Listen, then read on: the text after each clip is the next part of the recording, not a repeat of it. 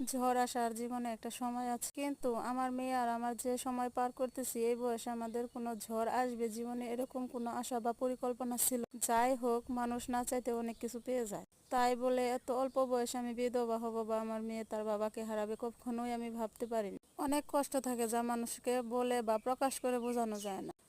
আমার মেয়ে 4 মাস বয়সে তার বাবাকে হারায়, আর আমি 22 বছর বয়সে আমার হাজব্যান্ডকে হারাই। টাকা না থাকলে বা স্বামী না থাকলে একটা মেয়ে বা তার ওয়াইফের কতটুকু কষ্ট শুধু তারাই বলতে পারবে যারা আমার মতো অবস্থায় বসবাস করছে বা জীবন কাটাচ্ছে। মা শব্দটা ছোট হলেও সত্যি পৃথিবীতে মা শব্দটা অনেক বড়। যত ঝড়ই আসুক আমি আমার মেয়েকে সামনে রেখে বড় করেছি। আমার মেয়েকে আমি একা ছেড়ে আসিনি। যদিও অনেক ঝড় ঝাপটা পাড়ি দিতে হচ্ছে, তবু আমি আমার মেয়েকে আমার সাথেই রাখছি। আমি চাই না আমার মতো কোনো মেয়ে এরকম জীবনে ঝড় আসুক। সত্যি এই ঝড় সামলানোটা অনেক কঠিন। একটা মেয়ে নিয়ে কোথাও জায়গা হয় না। অনেক বাস্তবতার সাথে মোকাবেলা করতে হচ্ছে আমার মেয়েকে নিয়ে, এবং আমি পারছি।